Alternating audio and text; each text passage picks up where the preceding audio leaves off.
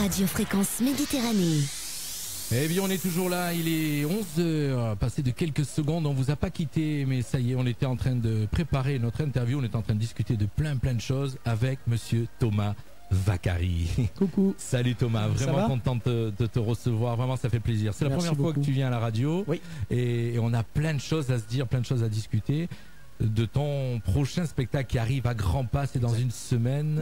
Ouais, c'est là. Mais attends, alors je vais prendre je sais même plus où j'ai posé mes questions, mais c'est pas grave, je les ai en tête. Bon, c'est pas grave. En tout cas, je vais retrouver tout ça tout à l'heure, mais je sais de quoi je voulais te parler. C'est tout d'abord ton parcours, Thomas. On va y aller crescendo en fin de compte pendant cette interview. Je viens d'envoyer un message sur Facebook pour signaler que ça y est, tu étais en live et que tu es en live vidéo aussi. Donc venez nous rejoindre, venez, voilà, Thomas vous fait un petit coucou, il est là, il est content d'être là, et Mono aussi, on est très très content. Thomas, on va d'abord parler de ton parcours, parce que pour en arriver là, tu as démarré tout petit. Tout petit, et d'ailleurs tout petit, ça a commencé un peu avec toi. Hein, quand même. Je t'ai lancé un peu sur le truc. Au karaoké, pour Fun Café, il y a des années maintenant. Et déjà, voilà, c'était dans les années 94. C'est ça. 94-95. Et déjà, Thomas, tu étais, je vais dire, très bon. Merci beaucoup. Voilà, très bon, parce qu'on a organisé des karaokés, on faisait des concours, bon ben sans souci tu gagnais, les autres ils étaient loin derrière, et surtout tu avais déjà à 14 ans, tu avais déjà cette fibre, cette pêche et cette envie d'aller loin. Bah, tu sais, après quand t'es issu d'une famille où ton père était chanteur, parce que pour la petite histoire, mon père était au conservatoire de Mireille à Paris, et il avait sorti un vinyle, ce qui n'était pas évident à l'époque. Et du coup, pour des raisons personnelles, il a dû redescendre dans sa ville natale qui était Breil-sur-Roya. Et du coup, il n'a pas pu continuer. En fait, son rêve d'enfance, c'était que moi, je sois chanteur. Du coup, parce que c'est le rêve par procuration, tu vois. Souvent, c'est ça. Hein, et du coup, moi, depuis tout petit, j'écoute de la musique. Et d'abord, mes premiers amours, ça a été le lyrique. Donc, d'où ce spectacle à laquelle on parlera après. On va en parler. Voilà.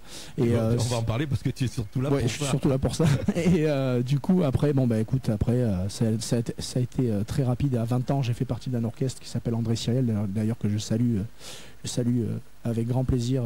Et je fais un gros bisou à André et Marie-Claire. Parce qu'en fait, ils m'ont mis le pied à l'étrier, quoi. Hein. Combien d'années maintenant? Je suis resté. J'ai commencé à 19 ans. Donc j'ai 37. Voilà, fais le compte. Bien, tu approches de tes 20 ans déjà, voilà. Tu te rends compte? Et franchement, je les vois pas passer, et c'est toujours du pur bonheur de chanter, même si c'est pas évident, hein, parce que je te cache pas qu'il y a toujours des difficultés, surtout quand tu montes un projet musical. La vie, en fin de compte, voilà. Donc, chaque métier a ses contraintes, et quand tu es passionné, tu fonces. Voilà, exactement. Moi, je me prends pas la tête, et puis je fais mon projet. Ça marche pas, c'est pas grave, mais au moins je l'ai fait. J'ai pas à regretter, quoi. C'est ce que tu fais depuis 20 ans, et donc on en arrive. Tu as aussi, alors juste une petite aparté. Tu as déjà créé 2 albums, hein, parce qu'avant d'en arriver là, il y a déjà tes 2 albums. C'est ça. Il y a ton amour du lyrique. C'est ça. Qui t'a encore amené donc déjà les styles musicaux que tu préfères, c'est le lyrique, mais aussi la soul, la funk, bien sûr, ça c'est ce qui t'a permis d'être reconnu et faire The Voice. C'est ça, The Voice en 2013, où j'ai chanté Georgia on My Mind de Ray Charles. Et après, moi, ce qui m'a bercé dans mon enfance, la première fois que j'ai entendu Stevie Wonder chanter, en fait, ça m'a donné vraiment envie de faire ça, quoi. Je me suis dit, mais c'est pas possible, des gens qui chantent comme ça, quoi. Et c'est vrai que je suis quand même très attiré par la musique américaine, quoi. Tout ce qui est gospel, tout ce qui est issu de l'Amérique, ça me botte bien, en fait. Bon, on a pu te voir en spectacle déjà, et c'est vrai que ça envoie, hein. Il y a vraiment. Et puis tu as fait aussi, donc ça t'a permis, ton niveau t'a permis de chanter avec les Carabiniers de Monaco. Oui. Tu régulièrement maintenant. Régulièrement. J'ai fait 3 ans d'affilée. Et j'ai eu la chance, ils m'ont appelé pour faire les 200 ans des Carabiniers, et là c'était fabuleux, quoi. Ça prouve ton niveau. Merci. C'est tout. Voilà. Je te passe pas la pommade, hein. Non, mais c'est gentil, ça fait plaisir à entendre.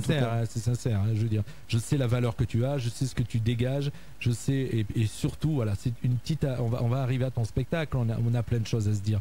Mais je veux faire une petite dédicace à ton papa et à ta maman, parce que ton papa est vraiment toujours derrière toi et il est très très fier de toi, ton papa. Et il le met systématiquement, il annonce, il le dit, il le crie, mais il a de quoi. Et surtout, j'ai mis un petit commentaire sur Facebook hier sur le partage qu'il avait fait.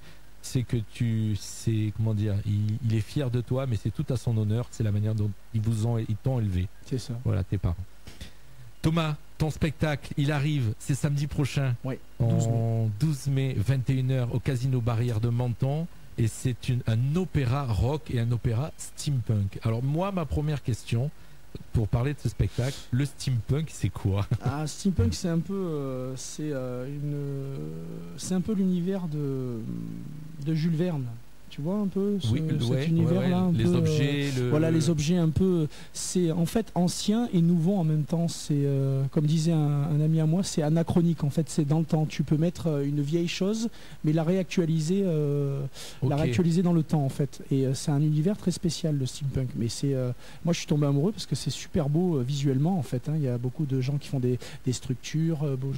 Enfin, il y a plein de choses. Il y a des expos, il y a des expos. D'ailleurs, la personne qui m'a fait un des décors, qui s'appelle Cyril Auclair, et a fait un décor de laboratoire steampunk. Vous pouvez aller le voir. Il fait son site, c'est Steampunk Art, et vous pouvez aller le voir. Il est à Grasse, il est grassois en fait. Il fait des expos souvent dans la région. Ceux qui nous écoutent, tapez sur vos ordinateurs Steampunk Art en même temps que vous nous écoutez. Auclair, et en fait, vous pouvez aller voir. C'est super, les structures et tout. Enfin, c'est génial quoi.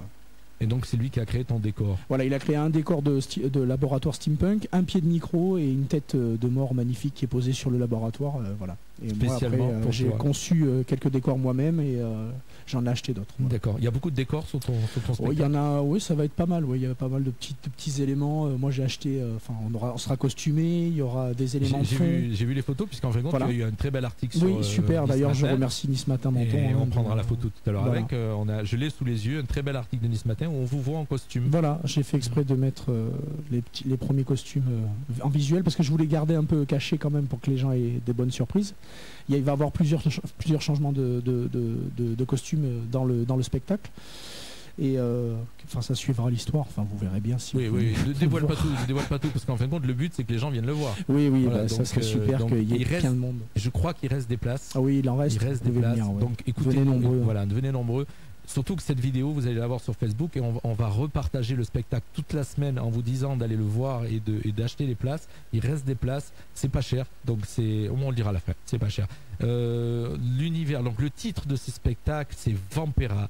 Et ma question suivante, c'est pourquoi, donc c'est un univers Vampira de Dracula, et pourquoi cet univers? Pourquoi es-tu parti là-dessus? Alors en fait, on a réalisé, je dis on parce que c'est important, parce que dans le journal du coup ils l'ont pas dit, mais tout à l'heure je vais te poser la question. J'ai mis un point d'honneur, voilà. En fait, avec mon ami Thierry Conan, on a monté ce spectacle, ça fait 9 mois maintenant qu'on est dessus, et Vampira, ça nous est venu, déjà on a fait, c'est un petit raccourci entre l'opéra et les vampires, donc vous l'aurez compris, Vampira, c'est pour ça qu'on a dit ça comme ça. D'accord, c'est génial.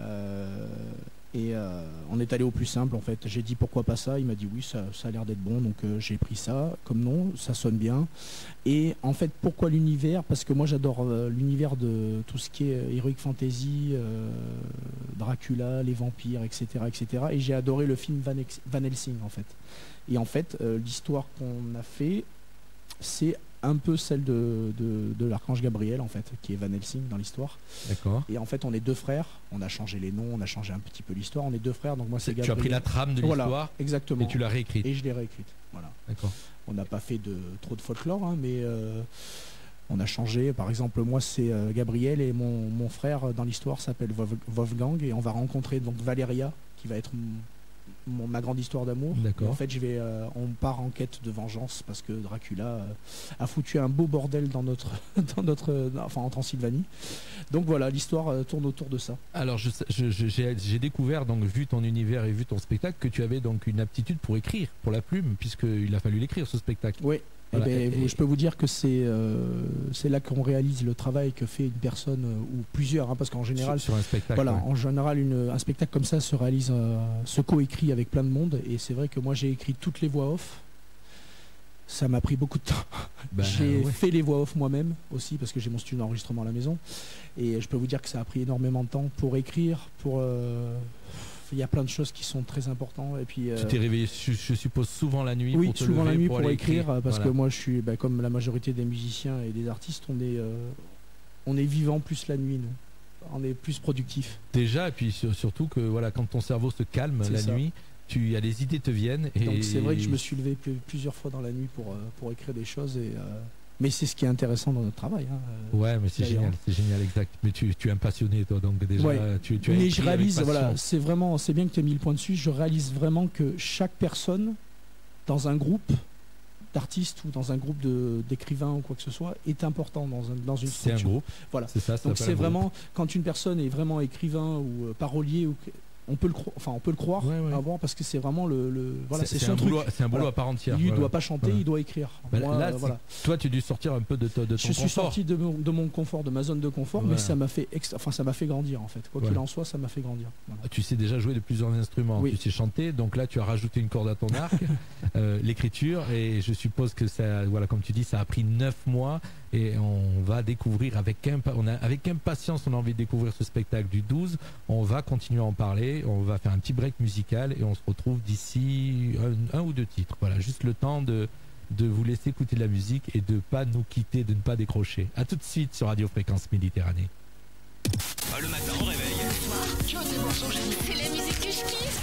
Non-stop music. Radio Fréquence Méditerranée. Once out to your lived in